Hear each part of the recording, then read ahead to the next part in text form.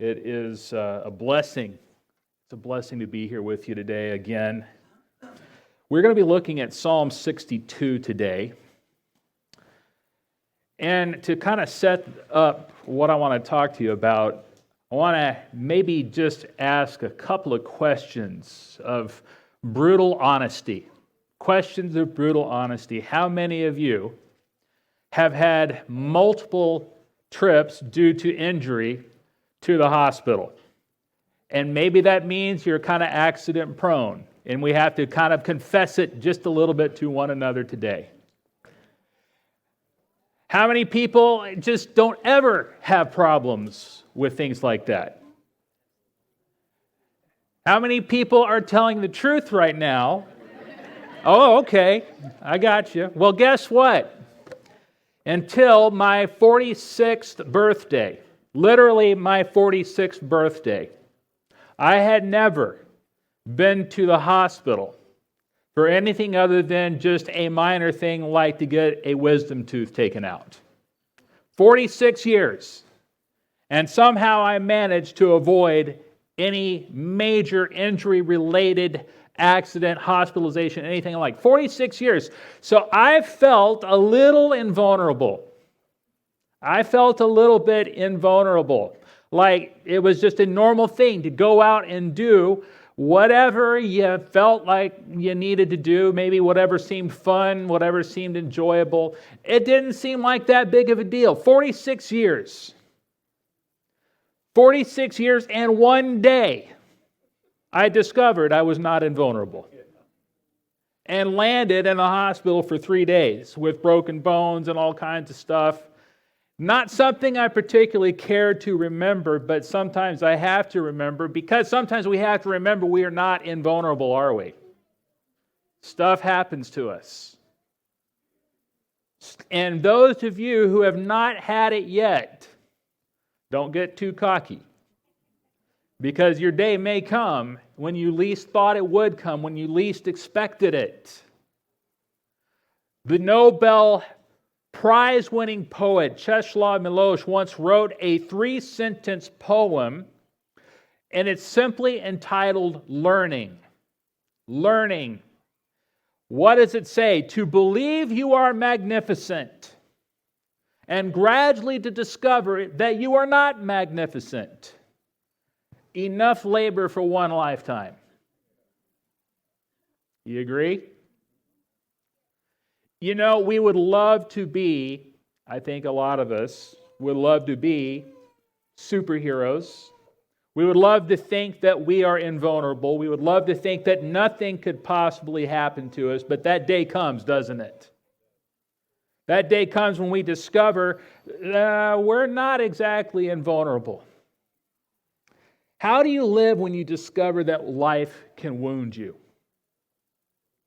How do you live when you discover that physically, emotionally, relationally, even spiritually, that life can shake the foundation that you're standing on?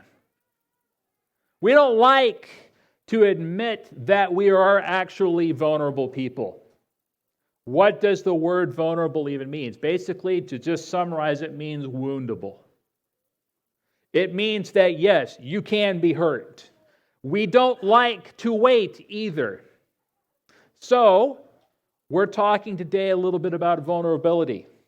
We're talking about foundations. We're talking today about waiting and how's this all going to work together. Today's passage, written by the most famous king of Israel, King David, has a lot to say about that. See, here's the thing. Being vulnerable can be frustrating. Being woundable can be a little bit intimidating. It can kind of shake with you. It can mess with your mind just a little bit. And the problem is when we realize we're vulnerable people, we are woundable people, stuff can happen to us. A lot of times we want to take control into our own hands. We want to take matters into our own hands and do something about it. And sometimes that's actually what gets us into trouble. So my story was the group of writers got a little too far ahead of me, and I was losing energy and I wanted to catch up and just took my attention off a piece of the road just a little too long, instead of just being patient and riding at the pace I should have been riding at. You take matters into your own hands and you get into trouble. Yet waiting today is what we're going to talk about because it has everything to do with vulnerability. So let's get into the text and see where I'm going with this. I'm starting a little bit of a series. We're not really naming the series per se, but it's a series. We're going to walk through some of the Psalms because my belief, as I read through the Psalms at least, is that the Psalms are, well, they seem all over the place for one thing. David or whoever's writing a psalm at a particular time, there are times when they seem very high and joyful. I am a friend of God. And then sometimes it seems like they're writing a psalm from the bottom of a pit of their lives. Like everything has given out from underneath them. And they better sing I'm Not Alone at that point. It's interesting. I've often thought that David himself probably had some sort of mental illness or something, because it's like he can go from the depths to the heights and back within just a few chapters. And I wonder sometimes if looking at the Psalms would help us to give voice to those moments that are a lot like that too. So let's get into this. Psalms chapter 62 is where we're going to be today. 62, first 2 verses says, "Truly, my soul silently waits for God. From Him comes my salvation. He only is my rock and my salvation. He is my defense. I shall not be greatly moved." The first 7 or 8 verses really of Psalm 62 are speaking to us on a particular theme, and then it kind of transfers. So let's get to that. To observe this particular section of the text, though, it talks about waiting. My soul silently waits for God. It's interesting. When we read this in English, it's translated like it's a verb, right? My soul waits. That's something that it seems contradictory. Waiting and doing something don't seem to be quite the same thing. But looking into this just a little bit more carefully, when David wrote this, he wrote it like it was a noun. So there's no real way to translate this into a good English sentence when we're looking at it the way he actually wrote it. So what is Psalm 1? What is this psalm describing, these first 2 verses? It's really describing the state of a person.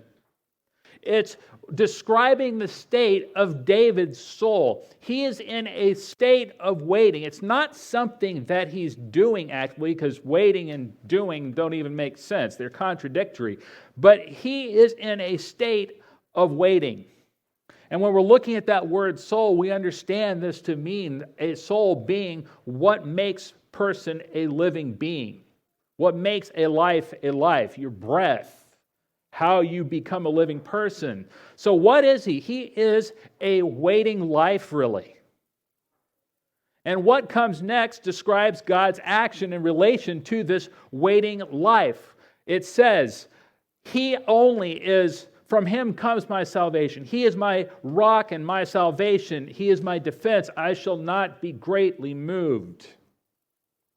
So what is God in relation to a life that's in a state of waiting? He is salvation. The text is really teaching us that it's not just something He does, it's who He is. When we're talking about God, this actually here is a verb. The verb is Yeshua. Does that sound familiar? It means salvation or deliverance. Yeshua is also a name. You go back far enough into the Old Testament to a man named Joshua. It was Yahshua. Jehovah means Jehovah is salvation. Very similarly, later on, Jesus comes along. His Hebrew name is Yeshua. What I just said. He is salvation. That's His identity. He is salvation. It also says that He is my defense, which means to be a high cliff, a rock, a height. And this whole introduction is showing us the epitome of God to David in this moment. And it sets the stage for the rest of the psalm. God alone saves, for He alone is salvation. God alone is victory. God alone is defense. Now, we know this, and some of us truly believe this for ourselves too. But if we're going to be honest, there are days when we still complain, don't we? There are days where it seems like a far-off ideal that doesn't seem very accessible to us. There are days when we suffer. There are days when we feel like we're getting picked on. There are days when our relationships are going bad. And so we complain. So does David. David complains in the next two verses about his enemies. What does it say here? How long will you attack a man? You shall be slain, all of you. That's dramatic.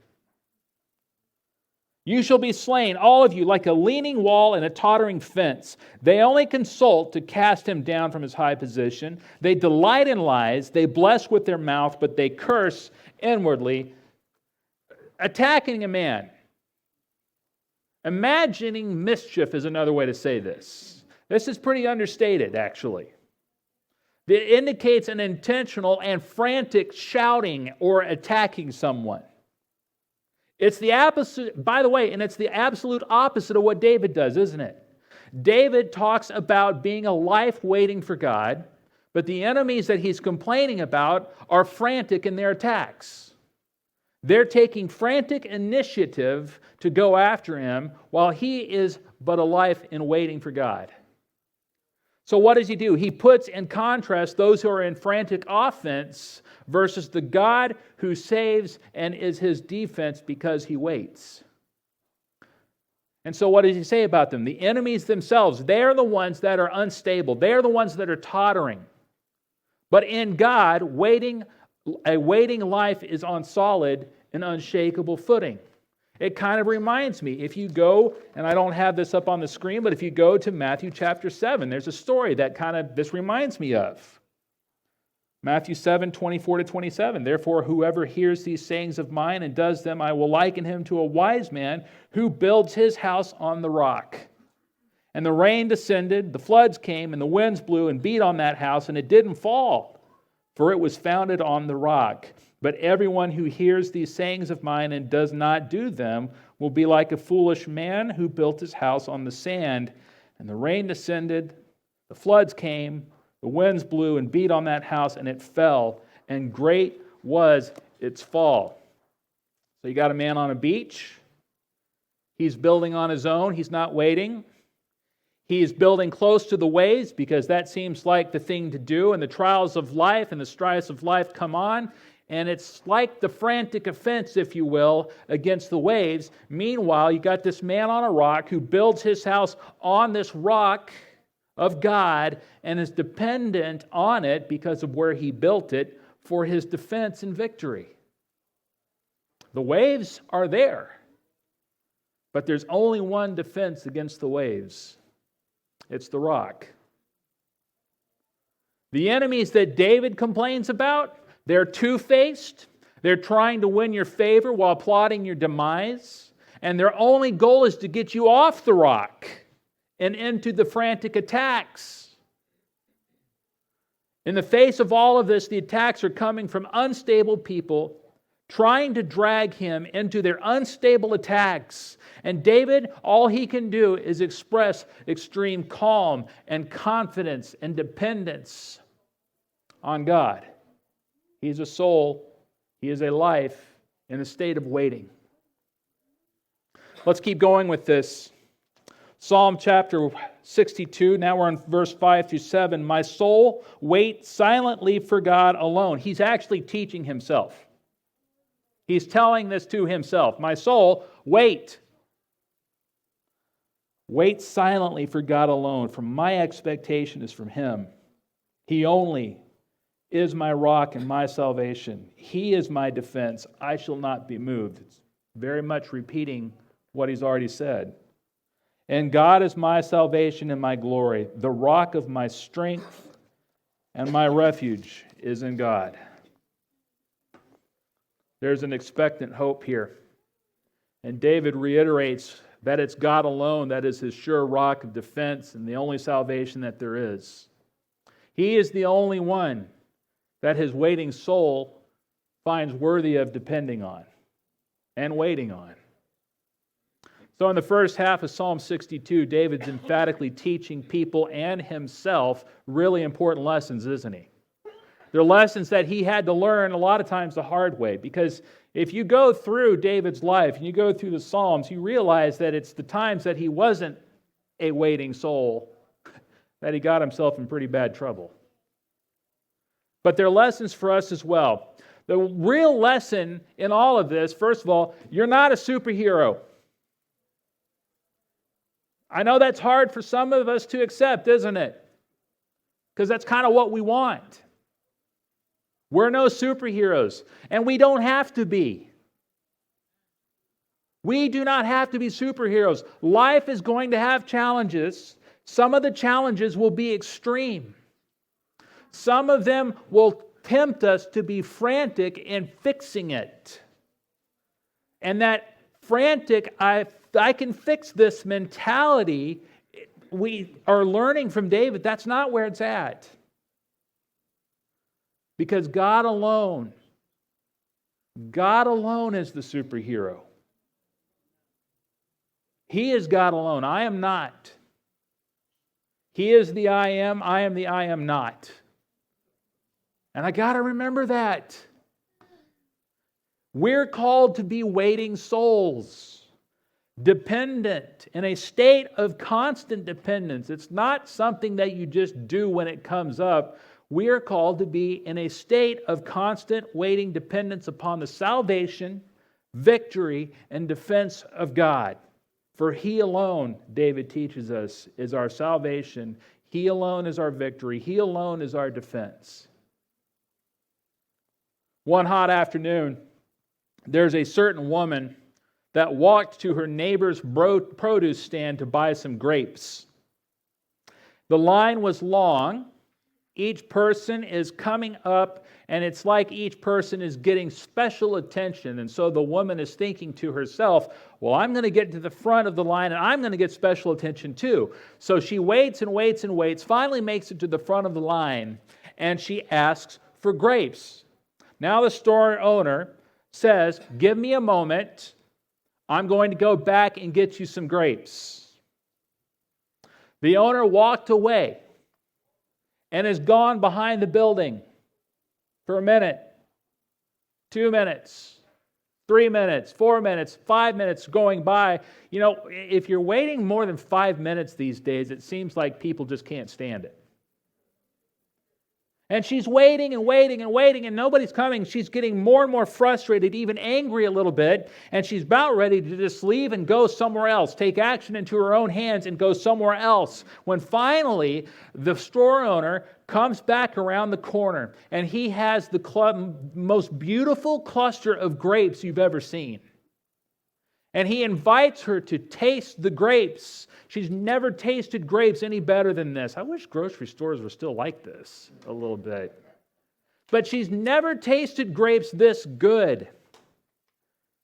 And finally, the store owner says, I'm sorry it took so long, but I wanted some time to get you the best ones I had. What is it that challenges you? What is it that pushes you to your limits? It's very tempting to take things into our own hands and try and find another solution when the ultimate store owner, the ultimate market owner, is waiting and wanting us to wait for the perfect solution that He can only give us. Maybe in your life you have health challenges. Maybe in your life you have financial challenges or professional challenges, educational challenges. School's about to start, and there's going to be that day when you don't have the answer ready and you don't have the assignment totally done. You might have religious and spiritual questions and challenges that nobody can give you the answer to you for. It almost seems like David's telling us today, quit trying to be the superhero. When we become impatient, we get irritable with people, we get irritable with God, and in reality, the very best solutions could be the ones we got to wait for. And I understand that's really hard sometimes. Unfortunately, sometimes we try to fix everything. We tend to operate on the basis of what we don't really understand very well. We don't even know where the best grapes are, and yet we go for those. We depend on Dr. Google and Dr. YouTube. We depend on purchases and loans that we can't afford, some kind of quick fix solution, something that's in front of us right now. We take the first job available, even if it violates some of the principles that we have for where we would want to work to honor God. We pass the class by cramming or via dishonest means, and we don't do the work. We expect people in our relationships a lot of times to conform to our ideal image of a friend instead of appreciating the image of God in them.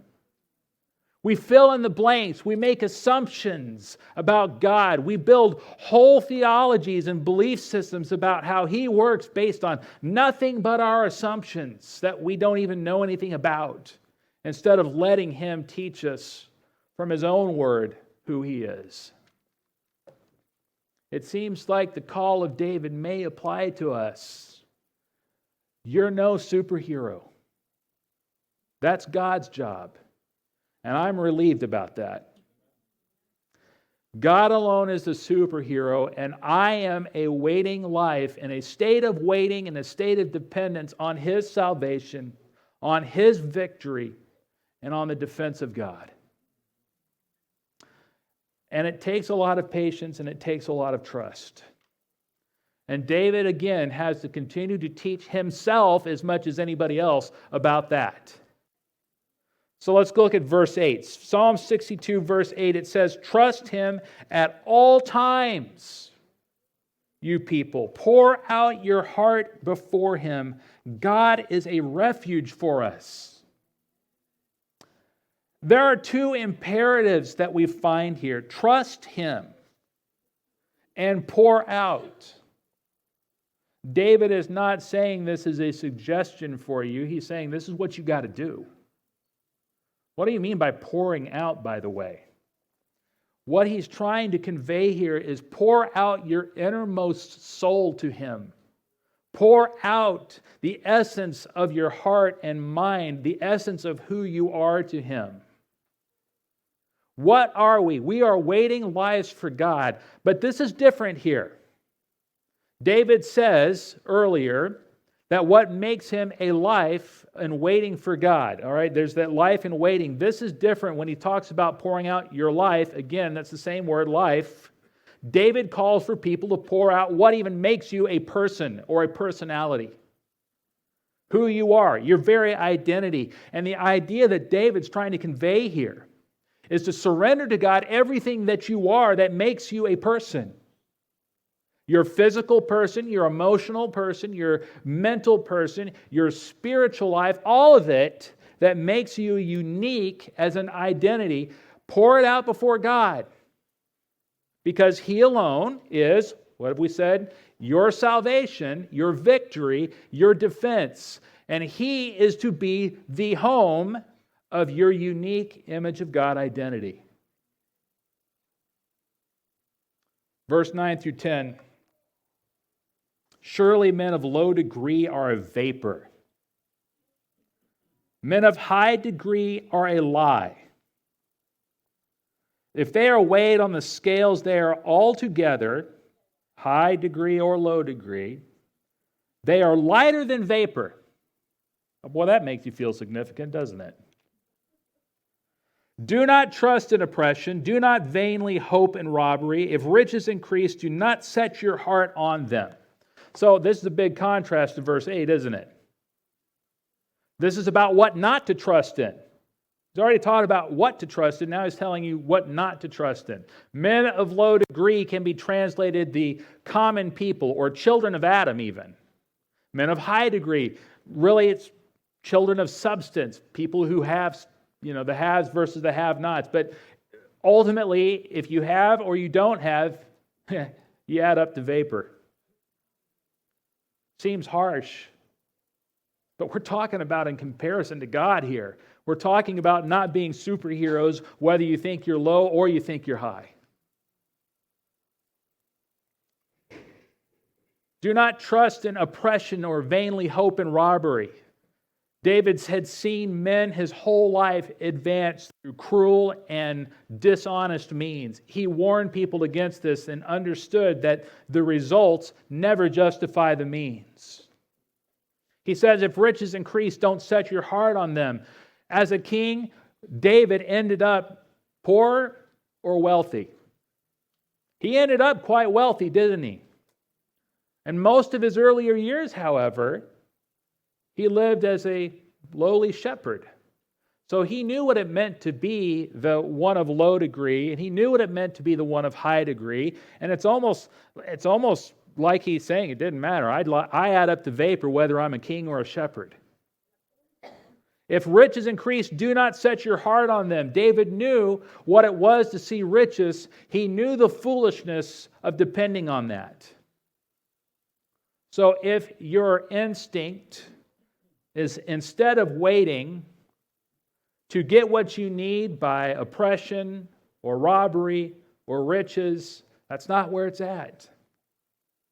There are at least three ways in which one may set their hearts on riches, in fact. There are those that take excessive pleasure in them and make them the source of their life and joy. There are those who place their hope and security in riches. There are people who grow proud and arrogant because of riches. Whether they're won rightly or wrongly is not so much the point. The point says, don't trust in them. Why? Because it's vapor. And because you're no superhero. God alone is a superhero. He is the only one that can be ultimately trusted. Not your riches, not the means that come across in the moment about how to get what you need or how to get what you want. The only one worth trusting here is God alone.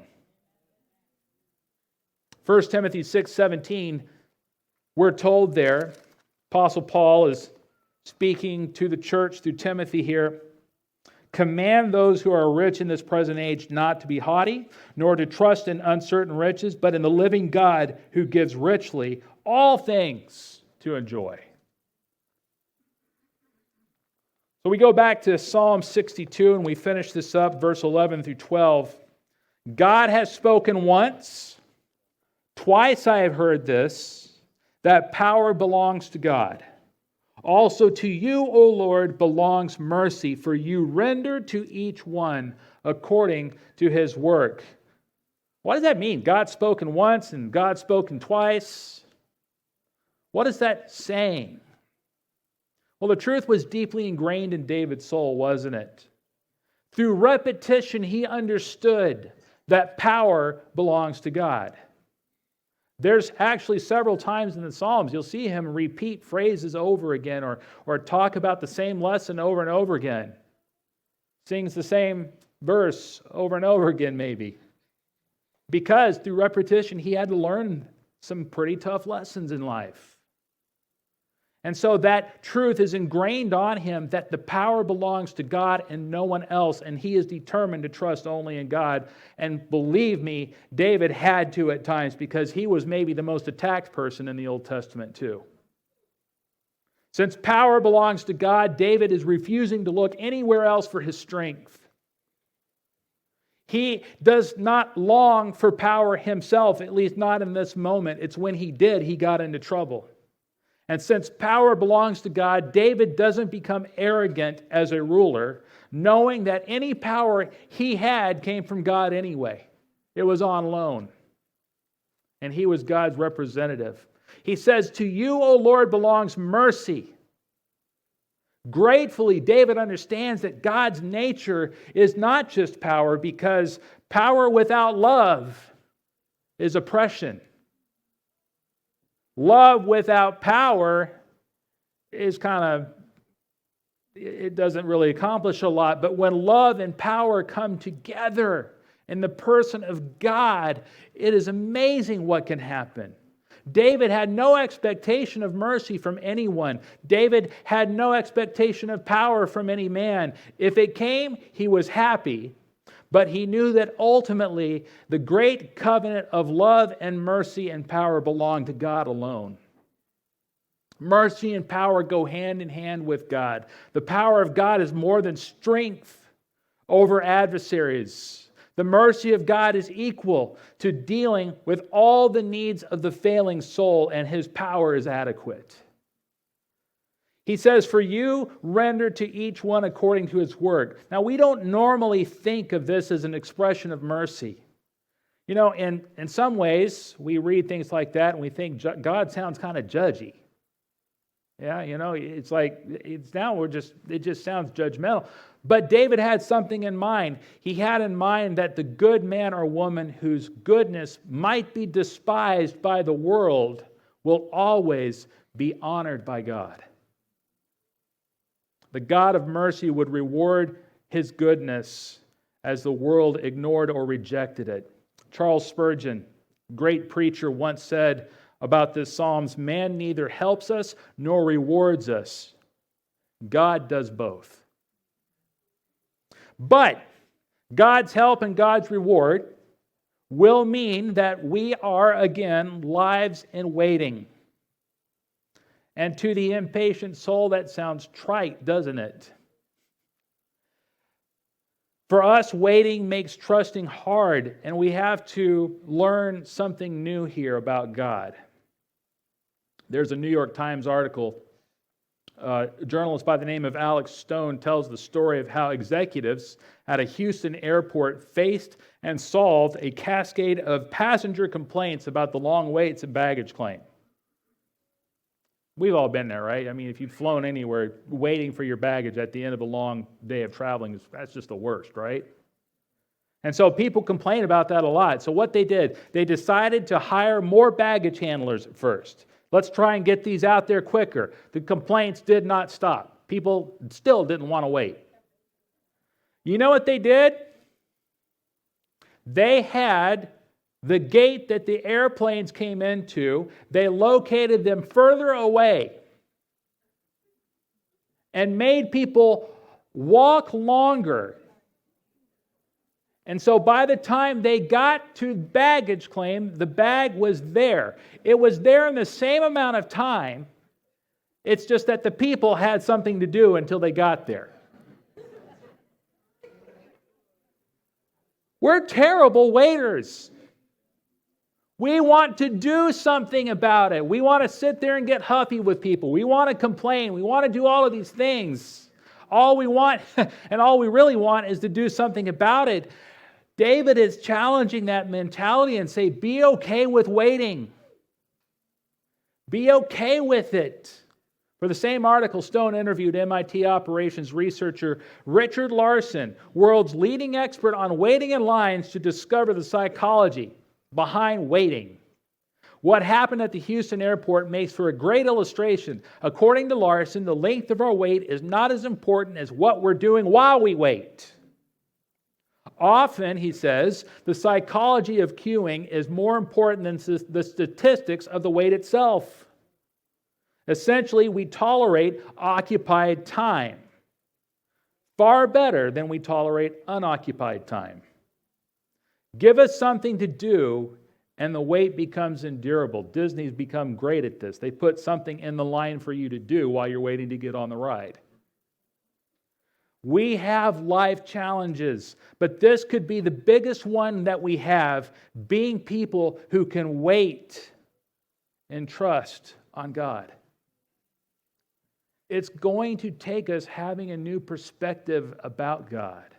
And it requires new approaches in our relationship with Him. It requires different approaches in our relationship with others. It requires patient conversations. It requires us to focus on facts. It requires us to pray together and wait and seek God's will. To wait sometimes on instructions. To wait sometimes on His actions. And not rush into trying to fill the unoccupied time. And it's frustrating, and there's no clean answer about how to get better at this except by practice. So be careful, by the way, what you pray for. You pray, God, give me patience. You know what He does? He gives you a chance to be patient. You pray, God, help me to be a better person and wait. Well, might give you a chance to practice waiting. There's no clean answer for this, guys. There's no 5-step solution to become a better person who waits. It's just something you have to embrace. It's something that you got to try, and some people have been trying, and some people are good at this, actually. There are people I know who have suffered some kind of ailment for years. And yet their example to me has been somebody who just is joyfully waiting for the solution. And maybe the solution is in the kingdom of God in heaven. And I've always come to admire the people who seem to be able to wait, because I know for me it's hard. And I know for some of you it's hard. But David seems once again to teach us important lessons here. You are no superhero. God is the one who's the superhero, and what we can be is people in a state of waiting and trusting Him. So trust Him over anyone else. Especially trust Him over yourself. Trust Him over anything else. Because He alone is power. He alone is mercy. He alone is our right reward. And there are those here I know that are facing trials. And you want to fix everything. You want to fix it on your own sometimes. And to be your own superhero. I know what that's like. There are those of us who find being waiting lives to be very difficult because we want the problem solved now. I want to be healthy now. I want my marriage fixed now. I want what I need now. And we rush into quick fixes. We try to gain wealth. We try to gain possession. We try the latest diets, medical fads. We try, and we wind up exactly where we started, worse off than before, but hardly waiting. So what if we were waiting lives? Imagine what it would be like to wait, but to ultimately have the solution that you really needed. What would it be like if we were people pouring our hearts out to God and depending on Him? Maybe we'd talk to Him more. Maybe we'd talk to others more. Maybe we'd find out that God was waiting for us to talk to the right person. Maybe that's what the body of Christ is about. Maybe He'd show us ways we never considered. Maybe there'd be a community that noticed the power of God working in our midst over the power of ourselves. Perhaps we would want, perhaps others would want, what God was giving us and what we could give them, because we realize I'm not a superhero. God alone is a superhero, and I'm called to be a waiting life that trusts in Him completely. So my challenge to you today is to really consider what this means for you. What does it mean for you to not be the superhero? What does it mean for you to give God alone the position He's due, that He is the superhero? What does it mean to be a waiting, trusting life, depending on God for salvation, victory, and defense? That's going to mean something different for everyone in here. And I guess my big challenge to you is go home and pray on this. And pray that God gives you the strength to not be the superhero. And the strength to really trust Him, to depend on Him, and to be a person that is able to wait on God. On your connection card, I want to challenge you to take another step with this. Maybe today is a step you need to be a follower of Jesus, to be baptized, to be a member here of this family, to be involved in ministry. But really the last lines is, I think, maybe the biggest deal. What does it mean for you to be a waiting soul? What is it that you need God to do for you? What is God putting on your heart today because of what you've heard from the words of David? What does it mean? As the word says, what does it mean to be a soul that silently waits for God? For from him comes my salvation. He is my rock and my salvation. He is my defense. I shall not be greatly moved. You'll have a few moments as we're singing to finish this. And then when we leave today, feel free to just drop this off on your way out in the back, along with the TCI cards. Let's pray. Our Father in heaven, you are so good. At the end of the day, all that we sing above you adds up to you. You are love. You are mercy. You are goodness personified. You are our salvation. You are our victory. You are our defense. You alone are all of these things and more. There are not enough songs and not enough words that add up to who you are that we could sing forever.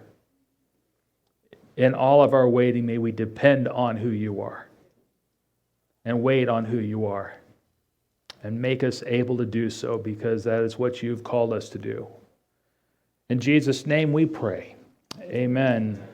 God bless you. Thank you for worshiping with us today. Now go out this week and be the church.